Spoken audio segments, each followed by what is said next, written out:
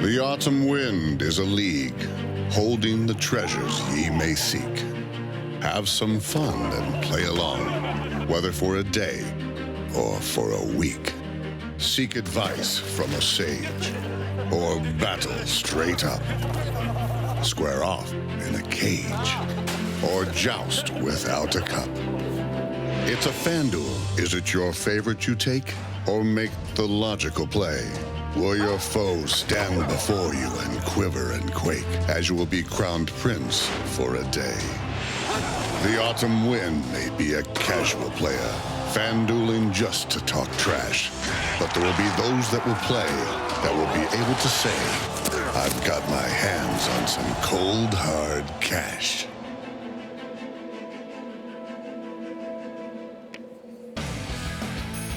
Hello and welcome to the Box Scores FanDuel Draft Day Finale. I'm Brock here in Los Angeles from our very own Red Zone set, joined by the Danettes, who are in Milford and who are ready to get you set for the 17th and final week of the season.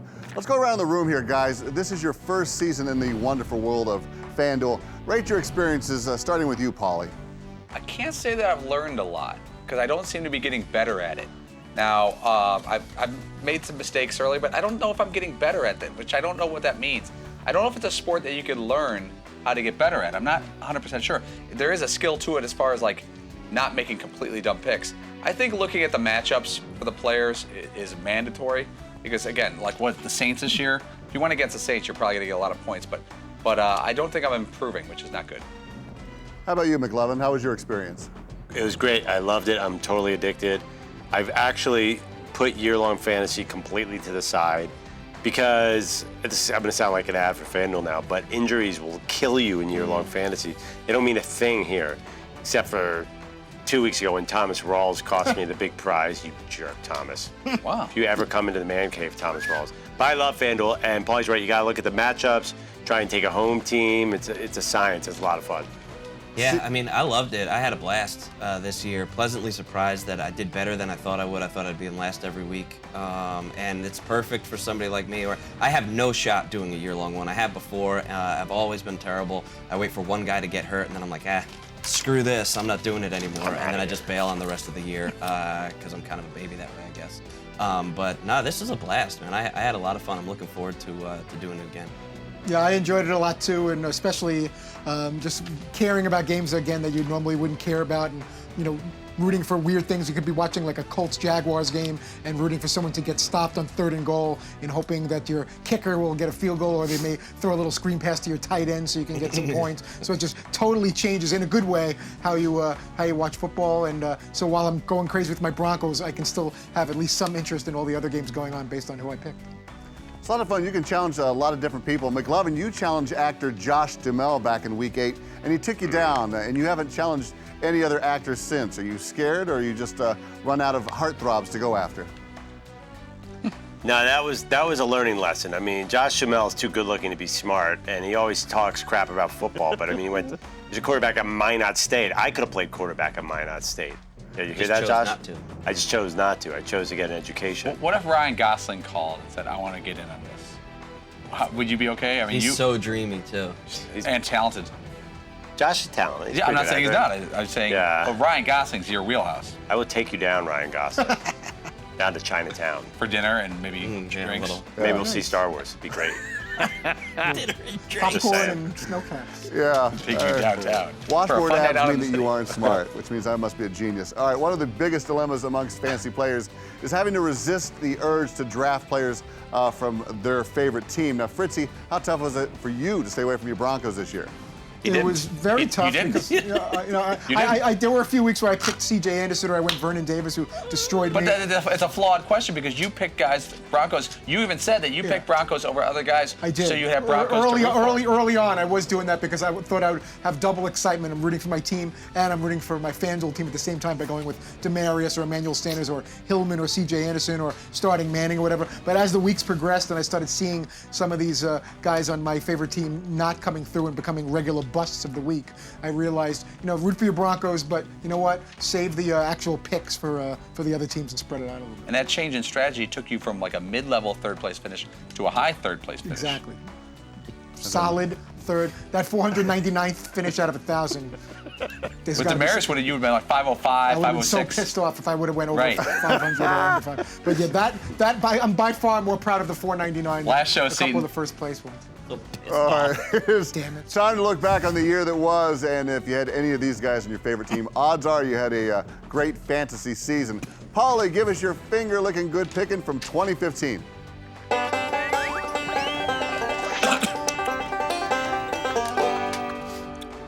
So why I like these season recaps, because if you look at the start of the season, if I said, who are the 3 best position players, I don't know if Cam Newton would have been there. He would have been top 5 for points, but he was not a top 20 MVP pick. Antonio Brown, I think, would have been there. Steelers' offense was expected to be great. He was the face of the offense with Ben Roethlisberger. I don't think anyone's surprised by Antonio Brown, but he was a sure thing all year. Devonta Freeman, I remember watching the Hard Knocks, and they were saying, hey, this kid Devonta Freeman may get some reps with the first team. And then in Hard Knocks, you're like, well, you know what? He could end up being the feature running back. Now, the Atlanta Falcons as a team sucked. They were awful. But Devonta Freeman, usually the running back doesn't do well for teams that suck, and he carried you. If you did a year-long league, nobody would have even drafted this guy. Fritzy, you're up.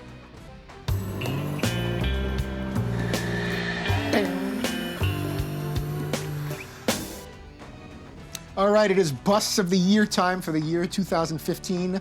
Vernon Davis and Eddie Lacy, and I will explain why. Plenty of frustration to go around with Vernon Davis. Started when he was on the 49ers, couldn't get in rhythm with Colin Kaepernick, and then he gets traded to the Broncos. And again, minimal production. He burned me at least twice this year. Very bummed out. He averaged, I think, about 4.5, and I can't even believe it was that high, because when I played him, I think he got almost negative numbers.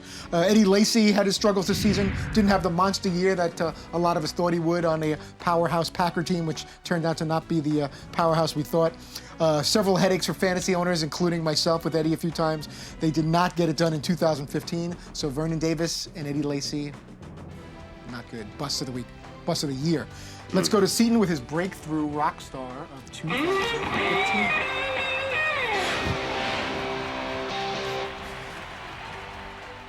Todd Gurley of the Rams, man. How you doing? First round pick, risky first round pick because of injuries, and just absolutely crushed this year. He was pretty much a sure thing. Broke out October against the Cardinals and really never looked back. And I don't know if it's because I'm soft or it's because I've become a dad or what it is, but I really root for guys like him who are so talented and are hurt, and it's like, well, let's see if he could still do it after that. And I thought this was a really great story this season, Todd Gurley. Now let's see whose quarterback broke McLovin's system or something like that.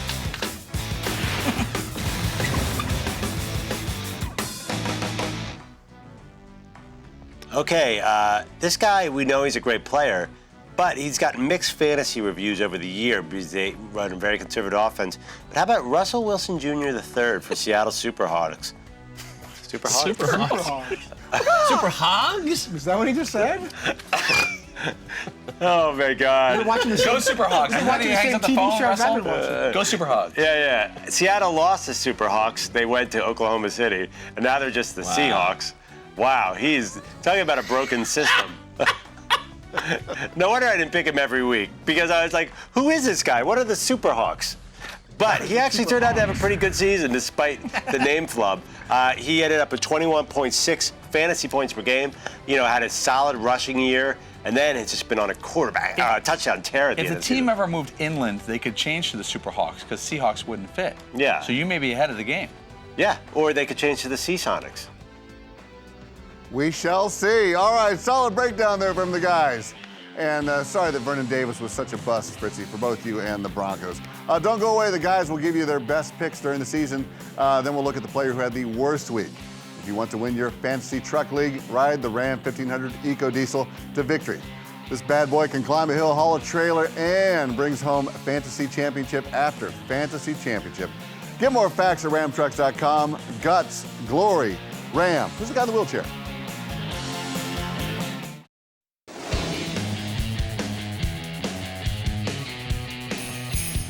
Welcome back to the Box Scores FanDuel Draft Day.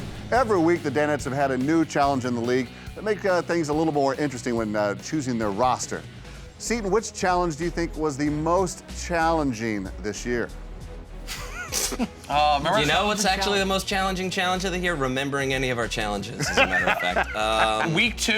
Remember Yeah, week 2 that white one, tailback? That one that we did there, that was a Zach tough one. Center. Yeah, we did week 2, Brock. It didn't make air, but we did white tailback. Yeah. And we had to actually cut the entire segment. Some of them were too narrow. Like, take a defense that has a defensive end who's missing a finger.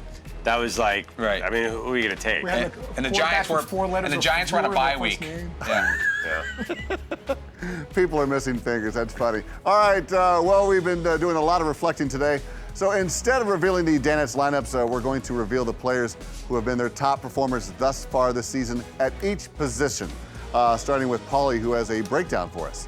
All right, so I'm going to start with defense. Defense, I really didn't put a lot of stock or money in defense, and maybe cost me because I went with the Bucks a couple times, but I kind of changed every week. Robbie Gould was actually a nice player for me this year. He averaged almost 10 points as a kicker. I took him 5 times. Now, he missed a few kicks, but it doesn't matter to me. It's not my job. Delaney Walker, nice guy, seems like off the field, 11.4 points. That's about what you get from a tight end. Amari Cooper was one of my steals of the year. If you look, Amari Cooper was $7,100, which is pretty respectable price and 16 points a week. Todd Gurley, a great pick. I had him 4 weeks. I should have had him more. Averaged 24 points a game for me. And then Russell Wilson Jr., the third of the, what is it? What's the team? The Seattle Superhawks. Superhawks. He averaged 21.58, and that 5.8 was all here. The 20 was talent.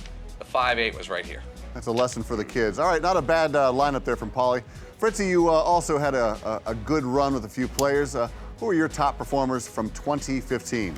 I loved Drew Brees at least a couple of times when I played him. Averaged a smidge under 40 points in the 2 weeks that I played Drew. Doug Martin, my favorite Martin, who I like to call Lil Buckaroo. I played him for 2 weeks, and he averaged just under 24 points. He came through for me a couple of times. Odell Beckham Jr., the controversial Odell Beckham. I played him for 3 weeks, and he averaged just over 18 points for me. Greg Olson, as we've said many times on this fine program, he's been very hit or miss, but for me, mainly a hit. 3 weeks for an average of close to 13.5 points. Graham Gano, kicking for me for 2 weeks, averaged exactly 13, and averaging exactly 19 for me through 2 weeks. The Orange Crush, the Denver Broncos defense. Wow, that is a solid production across the board for both Paulie and Fritzy. And kudos to Paulie for sticking with his boy Russell Wilson during the year. All right, now it's time to look at the players who have had, some would call a bad day. Here are the guys who couldn't quite get it done on a particular Sunday during the season. All right, let's start with James Jones, who could not get it done in Week 8 for Fritzy. Jeremy Hill struggled in Week 2 for McLovin. DeMarco Murray in Week 15 and LeGarrette Blount in Week 7 killed poor Todd. Blount even got negative points. But Danny Amendola was the worst Danette selection as he got a negative 1.2 fantasy points in Week 15 for Paul Pabst. Sorry, Paulie. Well, I hope you folks out there can avoid disastrous performance like this. Yes. How do you get negative? I mean, I love that the game has that ability in there where like, did he have 0 points? Now, did he have 0 catches for 0 yards and just missed a block and they took points away? Or did he have like 1 catch for 2 yards and 2 fumbles? I didn't watch any of the Patriots, so I don't know what happened. But Danny Amendola, I was talking you up and he just effed me like that? Come on, dude. Cool. Planes, trains, and automobiles. You are going the wrong way. All right, remember, if you want to play a 1-week fantasy football in Week 17 against Dan and the Danettes, just go to FanDuel.com/Patrick and enter the promo code Patrick for a 100% deposit match up to $200 on new accounts, $5 to enter, and winners get instant cash as soon as the contest ends. That's FanDuel, the leader in one-day fantasy sports. Stick around. The top 2 performers in the Man Cave are going to give us their top performers, and we'll look at the players who had the best weeks this year.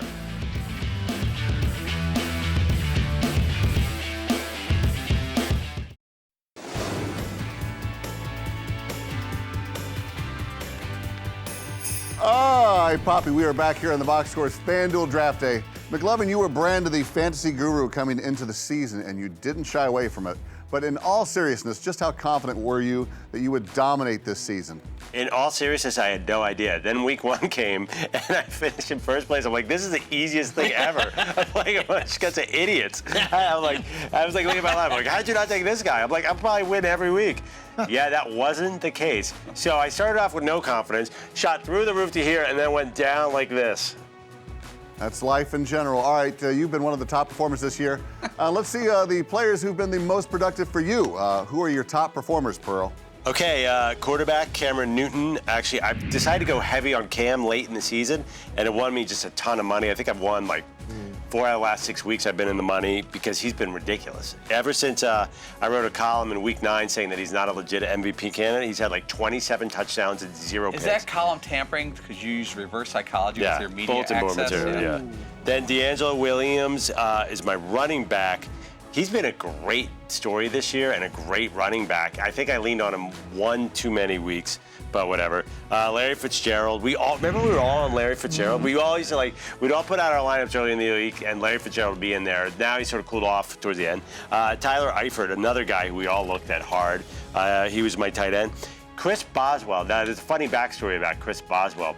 He came up on this screen and someone said, "Hey, McLovin, who is C. Boswell? What's his first name?" And I took a random guess that it was Chris. And then afterwards, I'm like, Chris Boswell, why does that name ring a bell? He was a record-setting kicker at Rice last year. And I remember he did this thing where he did an onside kick with his back foot. So I kind of knew who he was, but not when I picked him. And then the Panthers defense, I mean, obviously, there's a reason they're so good. It's the Panthers D. Although the Patriots D is very good, too. I like both those. All right. Well, if there was a man who could rival your performance this year, it would be Seton. And then it's now the time to see who his top performers were from 2015. Well, this is weird and probably surprise you guys, but I took Tom Brady a bunch and he performed pretty well. Although, truth be told, I didn't think I took him that many times. I thought I took Cam Newton more. But I'm always like, no, I can't take Cam again this week because I always take him. And apparently that's not true at all. So are you a cheater by associated property by taking Tom Brady? Associated property. Well, I am winning, so I suppose I must have cheated to get here. Bob Kravitz says this is crap. Bob Kravitz, not a top performer. David Johnson had one great week. That was pretty awesome. Julio Jones was just a monster. He was great, got you about 20 points a week.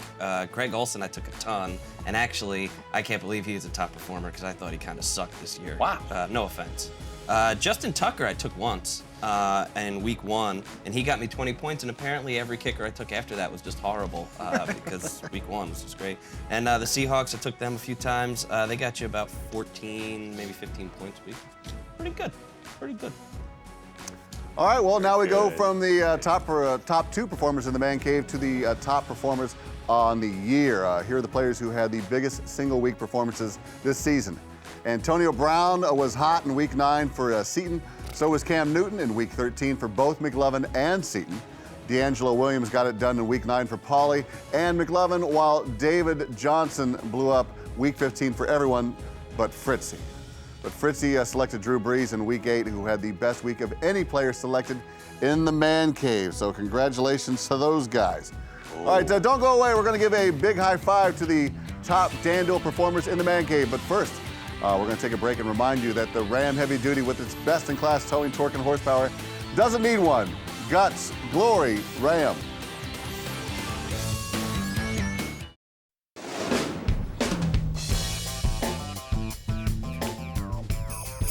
We are closing up shop here on the Box Scores FanDuel Draft Day, and don't forget that's right, you can also take on Dan and the Danettes in weekly fantasy football. Just go to FanDuel.com/Patrick and enter the promo code Patrick for a 100% deposit match up to $200 on new accounts, $5 to enter, and winners get instant cash as soon as the contest ends. That's FanDuel, the leader in one-day fantasy sports. All right, the FanDuel experience has been something that has been new to the guys this year, and of course there were some struggles during the season, and here are the 5 worst performances in the man cave in 2015. The Boss had a subpar showing in week 2, so did Fritzy in weeks 4 and 11. Seton didn't fare much better in week 1, but Paul Papps had the worst showing this year with 61.64 performance to kick off the season. Yikes. Was there just a little too much rust to start off the season, Pauly? Yeah, I really didn't know what I was doing. I mean, the concept is extremely simple, but I think I went really haphazard and just kind of picked guys I liked I never looked at the matchups. I know week 1 I sure didn't. And I was really haphazard. You don't have to give it too much thought, but if you give it no thought, you really have no chance of winning. All right, we've seen the worst. Now it's time for the best. Here are the top Danette finishes in 2015. Seton had a huge week in week 3, and Fritzy had a slightly better week in week 5. McLovin won the entire league with his dominant performance in Week 1. Hawley had the best showing in Week 7 until Seton destroyed everyone in the man cave with a killer performance with 180 points in Week 15. Seton, you've done far better than many had thought you had done this year. How does it feel going into next season? On a backhanded compliment. It's awesome. I'll take it because really there's no reason that I should have done at all well. And I'm almost to the point where I'm fooling myself to being like, oh, I know how to do this. I can absolutely do it. But then as soon as you think that way, you finish last with 2 points, and you're like, wow, that really sucked.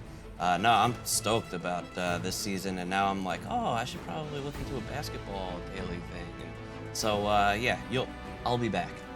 I'll be back. All right, fantastic. Well, let's wrap up this season, shall we? And the prompter is telling me that our first runner-up is McLovin. No, just kidding. McLovin is the champion. Seton is the runner-up, so please give the belt to McLovin. Yeah, man. Oh, so Steve Harvey. Andy. He is so Steve Harvey. I'd really like to share this with America, who is clearly poaching my fantasy advice all year Now long. this belt looks familiar. I don't know where I've seen it before. Yeah, what's this? Is that supposed to be a FanDuel? This says mock headlines belt. Oh, budget. Luckily, I'm swimming in cash. Oh, get you some of that. All right, Same thanks belt. for watching the, thank you, gentlemen. Thanks for watching the Box Score FanDuel Draft Day finale. We are done for the year and signing off officially forever. We thank you for watching and wish you all the best in your endeavors in the new year. Take care and brush your hair. Let me kick this one. Ooh. God, no!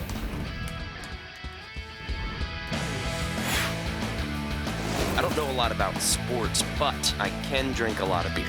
My motto is simple: C's get degrees. Need a long, inappropriate hug? I'm your man. I think I'm smarter than you, because I probably am. Hey, thanks for watching the Box Score. Holy cow!